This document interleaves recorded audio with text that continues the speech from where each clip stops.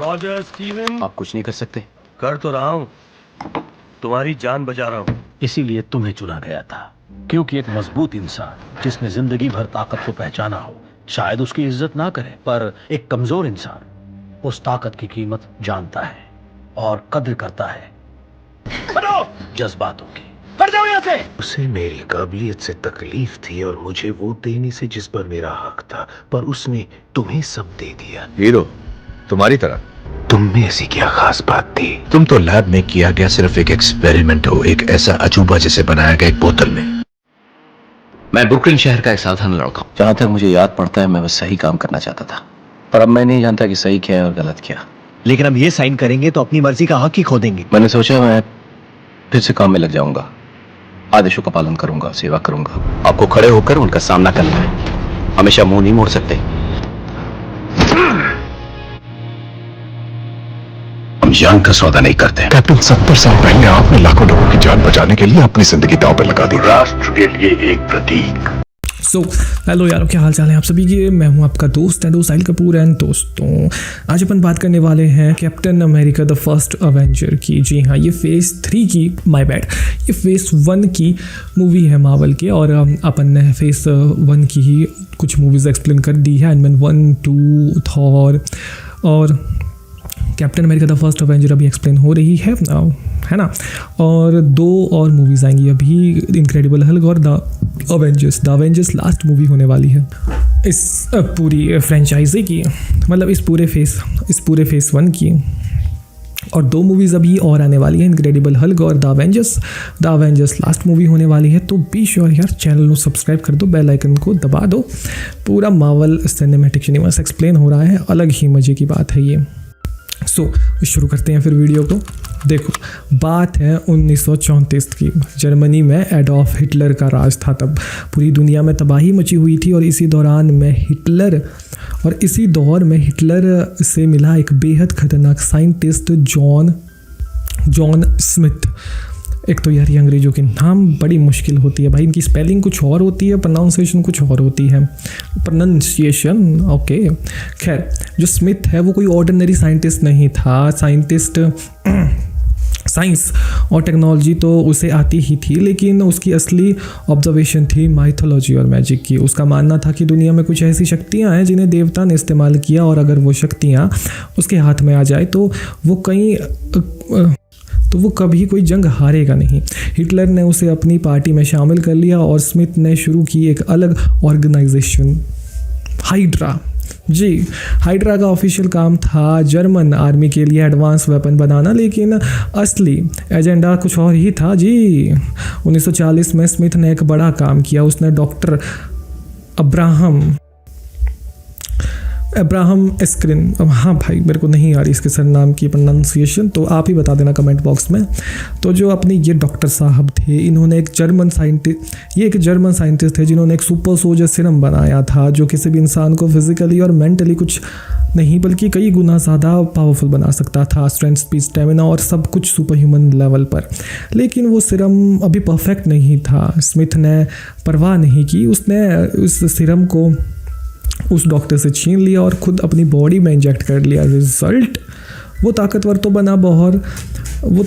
बना but obviously उसके side effect हुए एंड वो रेड स्कल बन गया। स्कल की असली तलाश थी कि ऐसी चीज़ रेड स्कल की एक देखो, अब रेड स्कल चाहता क्या था, पावरफुल तो वो बन गया। तो जैसा मैंने बताया, उसकी असली तलाश थी ऐसी चीज़ें खोजना जो उसे गॉड लेवल की पावर दे दे। उसने रिसर्च की, माइथोलॉजी खंगाली और उसे पता चला कि एक ऑब्जेक्ट है टेजरेक्ट नाम का, एक ग्लोइंग ब्लू क्यूब, एक इन्फिनिटी स्टोन। उसमें इतनी एनर्जी थी कि यूनिवर्स हिल जाए। और 1942 में रेड स्कल को वो मिल भी गया। अब उसके हाथ में था एक ऐसा कॉस्मिक वेपन जिससे वो अकल्पनीय पावरफुल हथियार बना सकता था। और अब उसने डिसाइड किया हाइड्रा को हिटलर की पार्टी से अलग करने का। हिटलर तो सिर्फ जर्मनी जीतना चाहता था, रेड स्कल का टारगेट था पूरी दुनिया। अब जी हाँ, अब फिक्शन है भाई, साइंस फिक्शन कुछ भी लगा सकते हो तुम, तो इन्होंने लगा दिया। नाउ अब आते हैं हमारे असली हीरो पर। ब्रुकलिन, न्यूयॉर्क, 1943 में एक छोटा पतला ब्रूस ली बीमार टाइप का लड़का जो बार बार मिलिट्री रिक्वायरमेंट के लिए अप्लाई कर रहा था और बार बार रिजेक्ट हो रहा था, स्टीव रॉजर्स हमें दिखाया जाता है। वो फिजिकली इतना कमज़ोर था कि डॉक्टर्स उसे देखते ही फेल कर देते थे। था, हार्ट की प्रॉब्लम थी, हड्डियाँ कमज़ोर थी, हाइट भी कम थी, वेट भी कम था, लेकिन स्टीव रुका नहीं था। क्यों? क्योंकि उसके अंदर एक ऐसी आग थी जो उसे आगे बढ़ने के लिए और सोल्जर बनने के लिए मदद कर रही थी। वो अपने देश के लिए लड़ना चाहता था, सच में लड़ना चाहता था, बिना स्वार्थ के बस करना चाहता था अपने देश के लिए कुछ।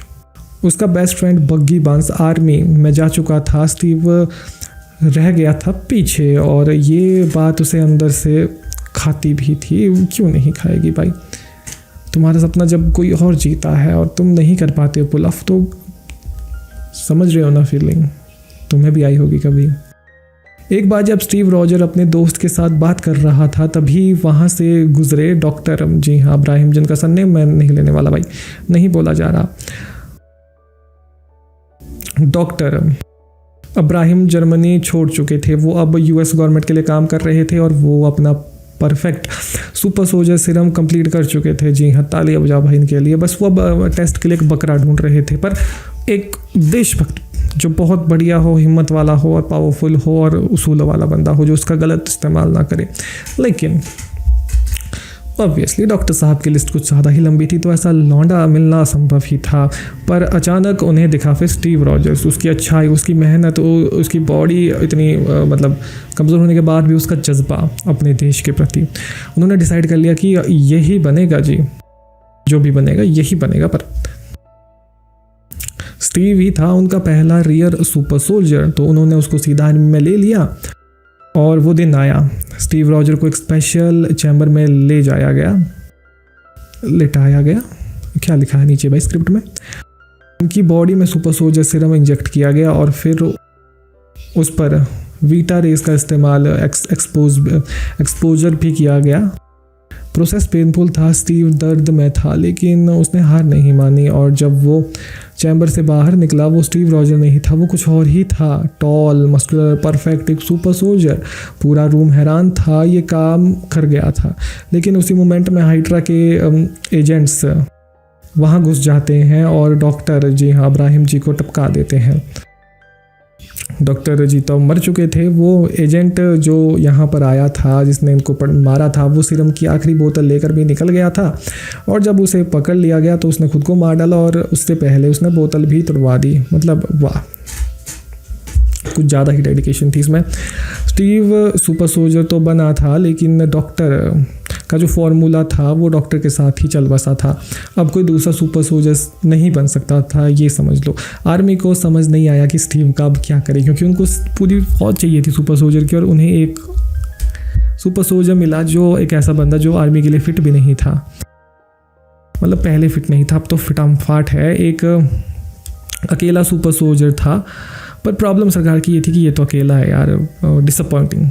लेकिन बिना फॉर्मूले के कोई आर्मी नहीं बन सकती थी। इन शॉर्ट उन्हें आर्मी चाहिए थी ना, तो उन्होंने स्टीव को एक नया रोल दिया, उसे बनाया कैप्टन अमेरिका। लेकिन असली हीरो बनने के लिए नहीं, लेकिन असली हीरो बनाने के लिए नहीं, उसे एक सेलिब्रिटी मॉस्कॉट बना दिया गया। वॉर बॉन्ड्स के लिए पब्लिक शो में भेजा गया। यानी कि देखो वॉर का माहौल है, तब एक उम्मीद चाहिए होती है ना लोगों को, तो वो उम्मीद देता था कैप्टन अमेरिका शोज़ करके, ऐसे बाइकों को हाथ में उठाकर। लोगों को लगता था भाई मिलिट्री में दम है इनकी, पावरफुल है, जब कैप्टन अमेरिका है साथ तो डरने की क्या है बात, है ना, ये लगता था। यही प्रचार वो कर रहे थे कैप्टन अमेरिका के थ्रू। बट स्टीव को ये बिल्कुल पसंद नहीं आ रहा था।